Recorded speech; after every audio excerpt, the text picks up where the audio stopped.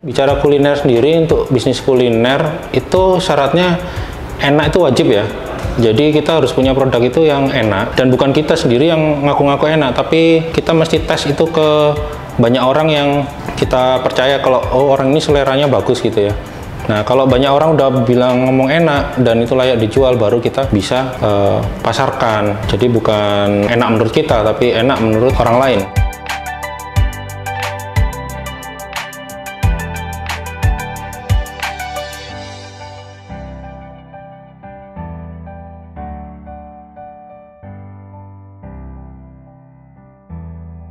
Assalamualaikum warahmatullahi wabarakatuh.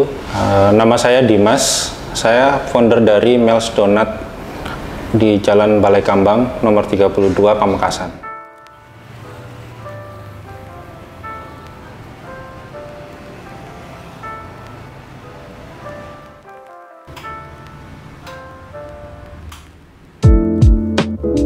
Awalnya anak saya itu minta donat karena pernah merasakan salah satu donat di mall ya.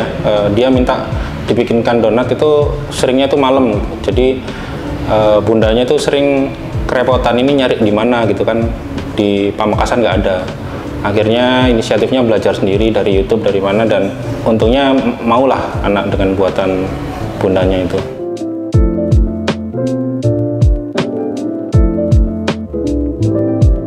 Ceritanya begini, jadi pada waktu dulu itu ada arisan ya, harus macam pertemuan orang tua murid anak saya, dan di situ kan lagi belajar, waktu itu lagi belajar bikin donat, itu coba disuguhkan.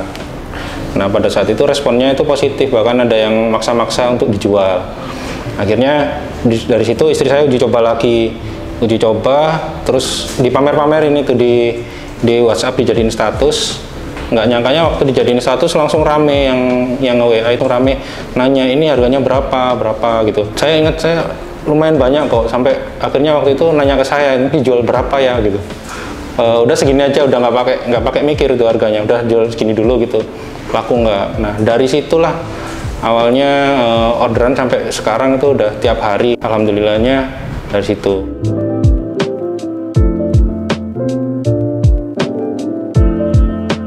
Saya kerja ya di Surabaya, mungkin kerja selama kurang lebih 4 tahun. Nah, selama 4 tahun itu istri juga sebenarnya kerja, tapi dia juga menerima orderan donat dan ngurusin anak juga. Jadi lama-kelamaan karena orderan semakin banyak, akhirnya kewalahan. Jadi saya putuskan juga, atas dasar itu saya akhirnya mengajukan resign ke perusahaan.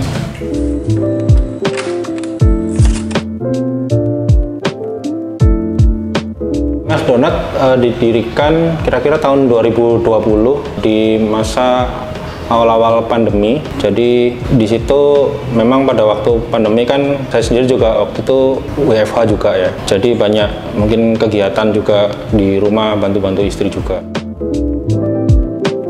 Untuk nama Mel's Donat sendiri sebenarnya gampangnya diambil dari nama anak saya. Nama anak saya adalah Amelia. Ketika saya nyari-nyari nama yang bagus, udah keliling-keliling cari inspirasi, kok kayak nggak ada yang cocok, udah ambil namanya anak aja gitu. Amel Donat, terus disingkat oh Mel's Donat aja, kayaknya lebih gampang deh diinget.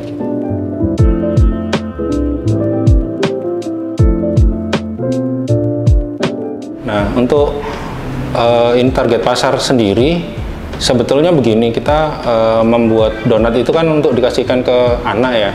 Nah, anak saya itu menuntut donatnya itu emang yang kayak di mall-mall itu, jadi yang premium awal. Jadi kita pakai bahan-bahan yang benar-benar yang premium, yang paling enggak itu yang kita makan sendiri pun kita tuh mau. Kita berusaha membuat donat tuh yang seperti itu. Nah, dari sana terus ada yang beli, diupload ke status, entah itu status WA, Instagram, terus temennya penasaran, beli lagi, gitu lagi, dipamerin lagi, sampai akhirnya lumayan menyebar ke masyarakat, ke pembeli-pembeli, banyak yang tahu. Setelah itu mulai muncul request untuk dikasih tulisan. Jadi dikasih tulisan happy birthday gitu ya, barakallahu fi umrik, ulang tahun gitu. Awalnya itu kita agak males gitu ya, karena itu kan ribet. Sementara untuk yang donat biasa aja orderannya masih banyak yang ngantri. Tapi lama-kelamaan kok jadi yang request tambah banyak gitu. Nah, akhirnya kita mulai waktu itu ngambil beberapa karyawan, kalau nggak salah 2 ya. Itu kita coba gimana caranya memproses itu dengan cepat. Ternyata semakin ke belakang inilah yang orderan yang konsisten gitu. Jadi dari awalnya ini yang cuman sekedar enak jadi untuk hadiah, dan ke belakangnya lagi ternyata banyak yang membutuhkan itu untuk sekarang gitu ya. Bisa nggak sekarang, atau diambil 1 jam lagi, 2 jam lagi, dadaan gitu.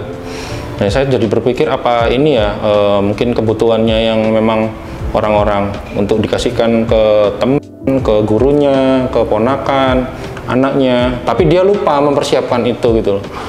Kalau biasanya kan memang H-1 atau H-2 gitu ya, tapi ini mintanya 1 jam lagi. Nah, saya coba tuh sama karyawan saya tes, kita bisa proses berapa cepet sih gitu. Akhirnya ternyata kita bisa 15-20 menit jadi. Sampai sekarang berani bilang gitu ya, kalau misalnya oh butuh kue ulang tahun gitu ya, dadaan gitu sekarang juga. Oke, tunggu ya 15 atau sampai 20 menit dengan catatan itu nggak lagi ngantri. Nah, saya bisa bilang kayak gitu. Akhirnya sampai sekarang terbentuklah persepsi di masyarakat di Pamekasan untuk yang sudah tahu Mel Donat, bahwa Mel Donat itu kalau tempat nyari kue ulang tahun yang bisa sekarang juga, bisa dadaan, nggak perlu nunggu PO, nggak perlu nunggu besok, bisa langsung datang ke tokonya atau bisa WA dulu ambilnya. Kalau misalkan 1 jam lagi, 2 jam lagi, sesempatnya itu bisa.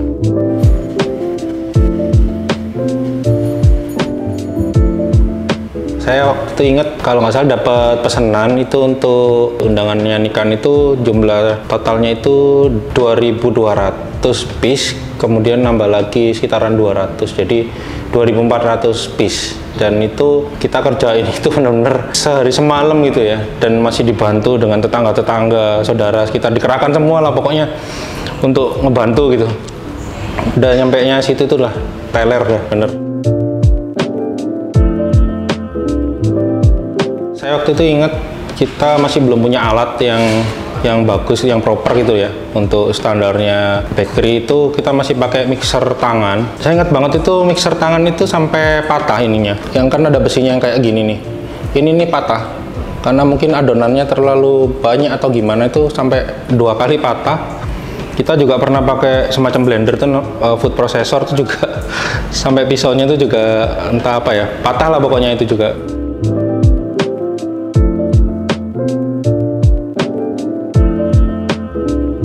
Juga pada waktu itu kita juga mengalami sepi ya, nggak kayak biasanya gitu. Biasanya itu bisa sekian, kok ini kok sepi banget, sehingga kita overstock gitu, prediksinya kita overstock. Sedangkan kan kita kan donatnya kan fresh ya, jadi akhirnya nggak laku sampai malamnya itu. Akhirnya ya udahlah, sama istri udah kita kasihin aja lah, kita kasih ke tetangga, ke saudara. Kadang kita cari juga di jalan gitu, sambil jalan-jalan ada tukang becak itu kita kasih gitu ya, biar nggak ini aja gitu, nggak sedih aja lihat stoknya numpuk gitu. Akhirnya kita bisa bilang, oh ya, ditanya sama mertua waktu udah laku semua, iya laku semua gitu, padahal itu masih banyak.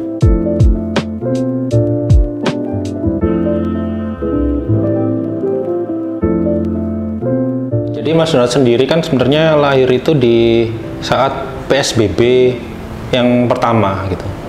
Dimana PSBB pertama itu buat kita malah jadi lahirnya usaha baru Mel Donat ini. Untuk pesanan sendiri, saya rasa di pandemi itu malah kita nggak ngefek ya, karena malah justru viralnya itu ya, itu kalau boleh dibilang viral ya, itu malah di saat pandemi itu yang waktu awal-awal mulai. Jadi orang tuh mau datang ke rumah untuk ngambil pesanan. Padahal di rumah saya itu aksesnya jalannya itu rusak, masih masuk ke gang, ngelewatin sawah. Tapi orang mungkin merasa mungkin kayak nemuin hidden gem gitu ya. Jadi kesimpulannya sih kalau di pandemi sendiri nggak terlalu berimbas gitu. Nah, ada cerita di pandemi yang kedua itu kondisinya lebih ini ya, pandemi yang kedua itu banyak yang meninggal kalau nggak salah ya itu ya. Nah, kita sempat ada salah satu karyawan tuh kayak sakit gitu ya, dan info-info juga di daerahnya juga banyak yang sakit gitu. Nah, waktu itu saya juga berpikir, saya kan usaha makanan ya, kalau misalkan dari tim saya ada yang terkena gitu ya, ini akan sangat bahaya banget. Jadi waktu itu saya liburkan dulu lah, saya rumahkan dulu sementara gitu. Waktu itu semua karyawan tim saya liburkan, tapi saya sudah komit sama istri tuh dari hari pertama, apapun yang terjadi, kita laku nggak laku satu donat pun, satu biji pun, kita harus tetap buka gitu besoknya. Akhirnya selama 2 minggu itu kalau nggak salah itu jadi terpaksa kita ini produksi sendiri, nggak dibantu siapa-siapa, dan proses semua orderan sendiri. Sampai 2 minggu itu kondisi udah mulai membaik gitu ya, kita mulai masuk. Saya panggil lagi, saya tanya kondisinya, kamu udah sehat belum, udah gini belum. Pokoknya di area produksi semua harus wajib higienis, pakai masker. Pokoknya sakit dikit aja, nggak enak badan dikit, udah mending istirahat aja deh, pulang aja. Dan ya alhamdulillah kita bisa melewati 2 kali pandemi itu dengan yang survive. Ya alhamdulillah Mas Donat sendiri dikasih bisa survive lah melewati masa-masa pandemi.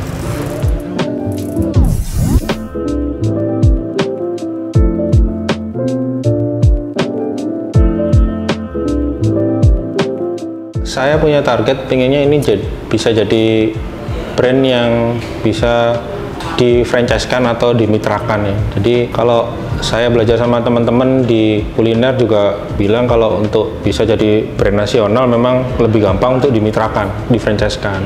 Cuman sebelum itu saya punya PR besar untuk benar-benar merapikan manajemen, mulai dari keuangan, mulai dari stok, supply chain dan lain-lain itu harus benar-benar rapi dulu. Jadi kalau itu masih belum rapi, saya juga nggak pede kalau untuk melangkah langsung dimitrakan, karena kebanyakan kan pengalaman yang saya lihat itu juga ada teman-teman yang mungkin terlalu bernafsu gitu, buka cabang, ternyata belum bisa memanajemen satu cabang aja, akhirnya malah bikin masalah yang baru lagi. Saya nggak mau kayak gitu.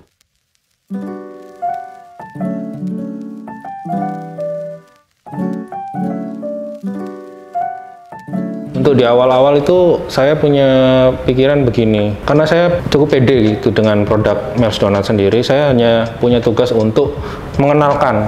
Ketika dia udah mengenalkan, maka insya Allah saya percaya diri bahwa itu akan repeat gitu. Nah, yang saya kerjakan tuh awal-awal, pertama saya sempat foto produk, saya harus bikin foto yang orang ketika scroll Instagram tuh berhenti gitu, bener-bener stop gitu. Ini kok apa ya, kok bagus gitu. Dari situ kan dia kepo tuh, nanti kepoin Instagramnya Mas Donat, dan dari situ ada kontak WA-nya, dan akhirnya dia penasaran.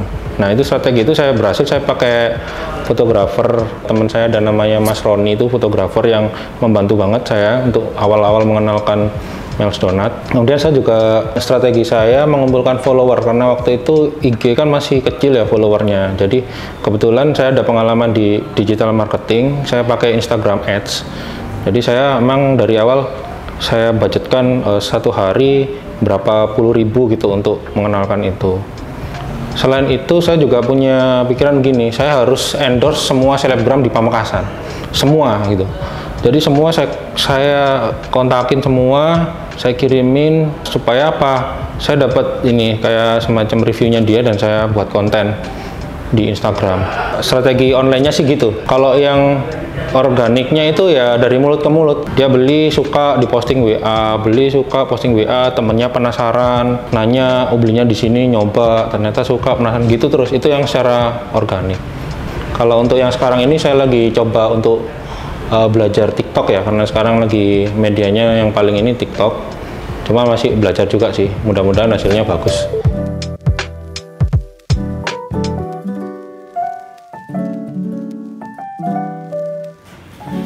Mungkin pesan untuk teman-teman yang mau memulai usaha, karena saya di bidang kuliner ya. Mungkin pertama itu berani mulai dulu aja, karena kita kadang banyak rencana tapi nggak mulai-mulai. Berani mulai dulu aja. Terus yang kedua, kita coba memilih kita mau usaha di bidang apa, itu kita tentukan, dan yang paling berat itu kita mesti konsisten di situ gitu, nggak boleh ganti-ganti. misalnya nggak laku sedikit gitu udah menyerah, udah ganti. Jangan gitu dulu, tapi dicoba dulu, dijalanin dulu. Mungkin 1 tahun, 2 tahun. Gitu. Siapa tahu nanti pas sebentar lagi ternyata bisa booming gitu kan. Kita nggak tahu. Jadi mesti konsisten.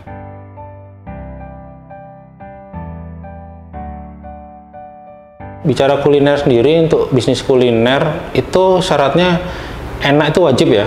Jadi kita harus punya produk itu yang enak, dan bukan kita sendiri yang ngaku-ngaku enak, tapi kita mesti tes itu ke banyak orang yang kita percaya kalau oh orang ini seleranya bagus gitu ya. Nah kalau banyak orang udah bilang ngomong enak dan itu layak dijual, baru kita bisa pasarkan. Jadi bukan enak menurut kita, tapi enak menurut orang lain.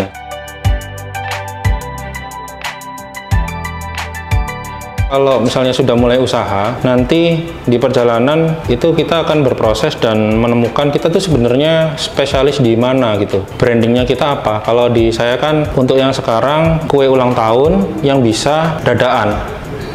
Saya nggak ngomong enak lagi karena enak kan wajib. Jadi saya udah nggak bicara enak. Tapi sekarang kita bisa dadaan. Jadi di situ keunggulan saya, branding saya. Nah kalau buat teman-teman, coba digali lagi.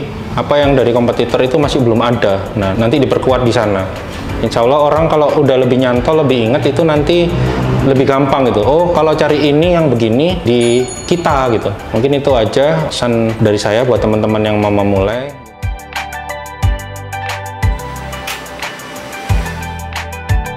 Terima kasih sudah menonton video ini. Semoga bermanfaat dan jangan lupa untuk subscribe YouTube channel Legenda Kreatif.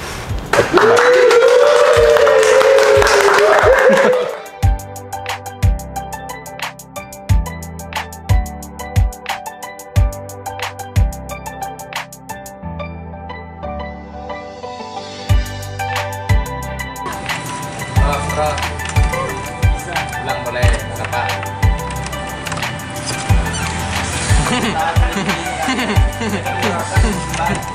Oh, pas jalan. Yuk, pakai lampu.